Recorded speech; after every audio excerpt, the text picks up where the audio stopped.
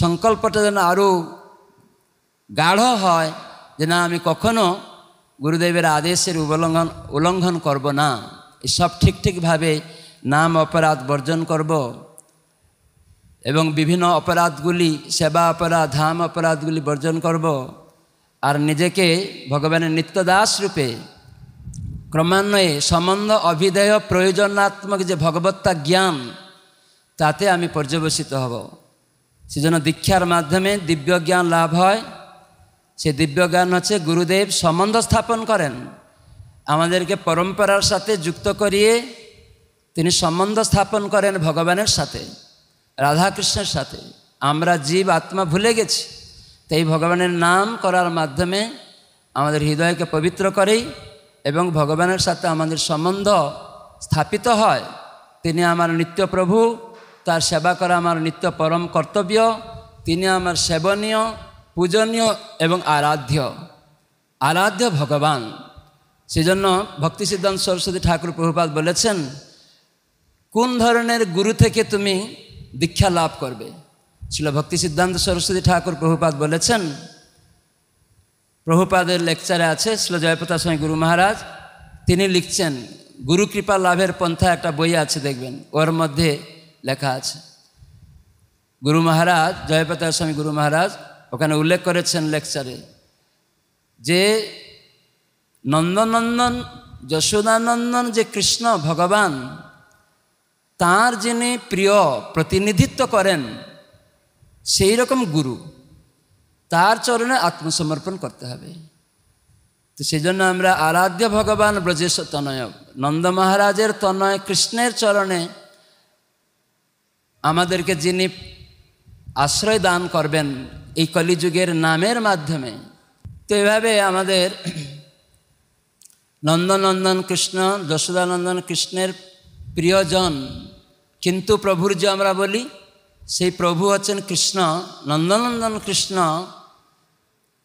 তিনি আমাদের যে গুহ্যতম বস্তু, আরাধ্য বস্তু, তো তার চরণে আমাদেরকে সেবা দান করেন। সেই কৃষ্ণের যিনি প্রতিনিধিত্ব করেন, তার যিনি প্রিয়জন, তার কাছ থেকেই আমাদের দীক্ষা লাভ করতে হবে। এই সুন্দর সহজ উপায়। তস্মাৎ গুরু প্রপদ্যেত জিজ্ঞাসু শ্রেয়োত্তমম শাব্দে পরেচ নিষ্ণাতং ব্রহ্মণি উপসমাশ্রয়ম। তো এইরকম সদ্গুরুর কাছে আমাদের দীক্ষা গ্রহণ করতে হবে, যিনি সমস্ত শাস্ত্র জ্ঞানে সুনিপুণ, কোনো জড়জাগতিক বিষয়বস্তুতে যিনি ক্ষুভিত নন, আসক্ত নন, যিনি কেবল কৃষ্ণ সেবাতেই কৃষ্ণের প্রতিনিধিত্ব করেন, পরম্পরার সাথে যুক্ত করিয়ে দেন শিষ্যকে। কোন ধরনের শিষ্য? না, যিনি আত্মসমর্পিত শিষ্য, যে কেবল গুরুদেবের চরণে আত্মসমর্পণ করেছে এবং তার নির্দেশ অনুসারে কায়মন্য বাক্যে সেবা করবে, সেই ধরনের শিষ্যই উদ্ধার পাবে। তো আপনারা সবাই শিষ্যের যোগ্যতা বলেছেন, গুরুদেবের চরণে আত্মসমর্পণ করা, তার আদেশ নির্দেশ পালন করব, এইসব বলেছেন, সবাই বলেছেন। তো এখন গুরু মহারাজ যদি আসেন, যে কোনো ভক্তকে বলবেন যে তুমি এখন উঠে যাও, 5 বছর পরে দীক্ষা নেবে, কয়জন উঠে যাবেন? হাত তুলুন দেখি। অনেকে হাত তুলেননি, তার মানে আপনি আত্মসমর্পিত নন। বুঝা গেল এখানে? একটু আগে আপনারা বলেন আমরা আত্মসমর্পণ করেছি গুরুদেবের চরণে, তার মানে গুরুর আদেশ নির্দেশ পালন করব। তাহলে যদি আদেশ করলেন এখন তুমি উঠে যাও পরে দীক্ষা নেবে, কয়েকজন হাত তুলেছে আর কয়েকজন হাত তুলেনি, তার মানে আপনি এখনও আত্মসমর্পিত নন, তার মানে দীক্ষা নেওয়ার যোগ্য নন, এটি তার প্রমাণিত হয়। বুঝা গেল? এখন আবার জিজ্ঞাসা করব, গুরুদেব আপনারা কেউ কেউ বলছে আমরা বুঝতে পারিনি, ঠিক আছে, আপনারা সবাই বলেছেন যে শিষ্যের যোগ্যতা, আপনারা শিষ্য হবেন, শাসনে থাকবেন, তো এই জন্য শিষ্য হওয়ার জন্য এখানে বসেছেন। তাহলে গুরুদেব এসে বলবেন তুমি বলছো আত্মসমর্পণ করেছ আমার চরণে আর আমার আদেশ পালন করবে, তাহলে তুমি আজকে দীক্ষা না নিয়ে 5 বছর পরে নেবে, সেখানে আপনারা উঠে যাবেন? উঠে যাবেন। তাহলে আপনারা আত্মসমর্পিত, বোঝা যাচ্ছে। তখন কি বলবেন? যে গুরু মহারাজ আপনার ইচ্ছা যেটি হবে সেটি আমি করব, এরকম বলবেন তো? ধন্যবাদ। তাহলে আপনারা সমর্পিত আদেশ নির্দেশের গ্রহণের যোগ্য ব্যক্তি বলে এখন বিবেচিত হচ্ছে। তাই আপনারা দীক্ষা নেওয়ার জন্য আজকে এখানে উপস্থিত হয়েছেন। ধন্যবাদ সবাইকে। তো মহাপ্রভু এসেছিলেন এবং নীলাচল ক্ষেত্রে তিনি সেখানে বিরহতে থাকছিলেন, কৃষ্ণের বিরহে। এখানে নাম প্রচার করলেন, জগৎবাসীকে নাম প্রেম দান করেছেন এবং নীলাচলে গিয়ে 18 বছর সেখানে শেষ দিকে গম্ভীরাতে ছিলেন। আর গম্ভীরাতে রামানন্দ রায়, স্বরূপদামোদর গোস্বামী তাদের সাথে মহাপ্রভু কৃষ্ণের বিরহে, কেন মহাপ্রভু স্বয়ং রাধারানীর ভাব অঙ্গকান্তি নিয়ে এসেছেন, তিনি রাধারানীর ভাবেই মহাপ্রভু লীলা করছেন। বিরহ ভাব, যে কৃষ্ণ বিরহটা কত, তার মানে বিরহের মধ্যে ভগবানকে বেশি পাওয়া যায়, স্মরণ হয় তার কথা বেশি। যেমন আপনারা মায়াপুর থেকে অনেক দূরে থাকেন, তখন মায়াপুরের কথা বেশি মনে হয় না, হয় না? বিরহ, এটাকে বলে বিরহ। আর যখন কাছে এখানে 1 মাস 2 মাস থেকে যাবেন, মায়াপুরকে ভালো লাগে, আর তখন মায়াপুর বলে না কখন যাব তাড়াতাড়ি বাড়ি, এই চিন্তা। মায়াপুরে 2-3 এই মেলাতে গীতা পাঠ্যচক্রে এসেছে, একদিন তার পরের দিন বলে প্রভু আমরা তাড়াতাড়ি চলে যাব। তাহলে কি আসক্তি আছে? তাহলে মায়াপ্রভুর প্রতি আসক্তি নেই। সেই জন্য মহাপ্রভু শিখালেন যে বিরহর মাধ্যমে বেশি পাওয়া যায়, এই জন্য দূরে থাকলে অপরাধটা কম হয়। আমরা দেখি মায়াপুরে অনেকে ফ্ল্যাট নিয়ে নিয়েছে আর এখানে এসে বসতিও করছে, কিন্তু এখন তাদের মায়াপুর প্রতি, বৈষ্ণবদের প্রতি অপরাধ করার বেশি প্রবণতা বেড়ে যাচ্ছে, আর বিরহ নেই, আসক্তি নেই। তো এই জন্য মহাপ্রভু শিখালেন যে দূরে থেকে তিনি বিরহ অনুভব করছেন কৃষ্ণ থেকে। আর যদিও ভগবান যেখানে থাকেন সেখানেই বৃন্দাবন, তো সেই নীলাচলে তিনি অত্যন্ত বিরহ কাতর হয়ে তিনি কি করছেন না, সেখানে রামানন্দ রায় স্বরূপ দামোদরকে বলেছেন যে এই কলিযুগে তিনি বলছেন, হর্ষে প্রভু কহেন শুন স্বরূপ রাম রায়, নাম সংকীর্তন কলৌ পরম উপায়, সংকীর্তন যজ্ঞে কলৌ কৃষ্ণ আরাধন, সেই তো সুমেধা পায় কৃষ্ণের চরণ। আপনারা বুদ্ধিমান, এই জন্য আজকে কৃষ্ণ নাম এতদিন গুরুদেবের আদেশে করছিলেন, আর আজকে গুরুদেব আপনাদের দক্ষিণ কানে এই মহামন্ত্র প্রদান করবেন, তখন এই দক্ষিণ কানটা খুলে রাখবেন। এখন সবাই মাথায় কাপড় দিয়ে রাখবেন, কেন চুলটা উড়ে গিয়ে কারো মুখে পড়তে পারে, যজ্ঞের যে তিল রয়েছে সেখানে পড়ে যেতে পারে, সে চুলটা যদি যজ্ঞে আহুতি দিবেন ওই যজ্ঞটা ভঙ্গ হয়ে যাবে। এই জন্য মাতাজিরা প্রভুরা শিখা বাঁধবে আর কাপড়টা মাথায় থাকবে, কেন চুলটা যেন না উড়ে যায়। সেজন্য রান্নার সময়, বিভিন্ন ভগবত সেবার সময় এই জন্য চুলটা বাঁধিয়ে রাখতে হয়, নাহলে চুল পড়ে গেলে রান্নাতে, সবজিতে ওটা ভোগ মাড় হয়ে যাবে। এই জন্যই এই সমস্ত নিয়ম ভক্তরা পালন করবে, যেন চুলে বেশি হাত দিবেন না, হাত ধুয়ে নেবেন। সেই জন্য এখানে সংকীর্তন যজ্ঞে কৃষ্ণকে আরাধনা করতে হবে। যারা বুদ্ধিমান তারা কৃষ্ণের চরণ পদ্মে আত্মসমর্পণ করবে।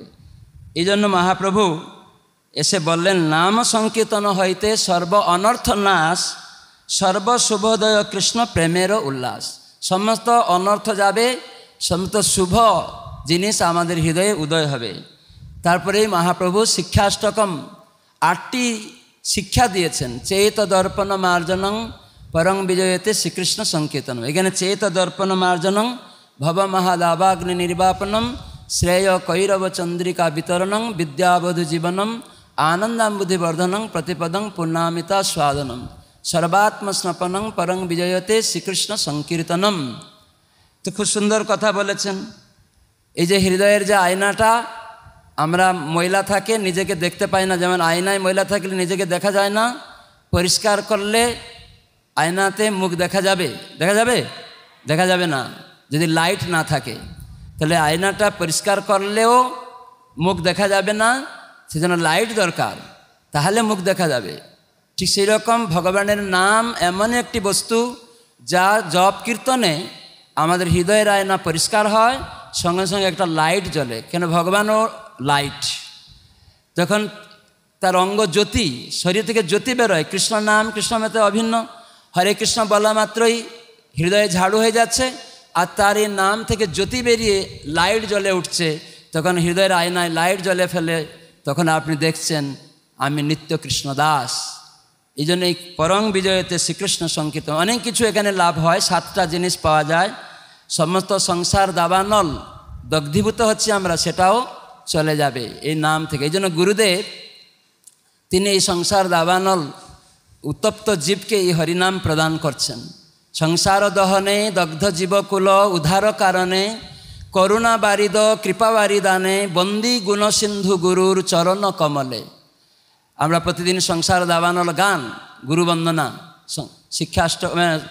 গুরুবাষ্টকম, মঙ্গলারতিতে, তারই বাংলা আমি বললাম। সংসার দহনে দগ্ধ জীবকুল উদ্ধার কারণে করুণা বারিদ কৃপা বারিদানে বন্দী গুণসিন্ধু গুরুর চরণ কমলে। এই জন্য আমরা, ভগবান হচ্ছেন সর্বশক্তিমান, তিনি আরাধ্য, তো তার প্রতিনিধিত্ব করেন গুরুদেব প্রিয়জন।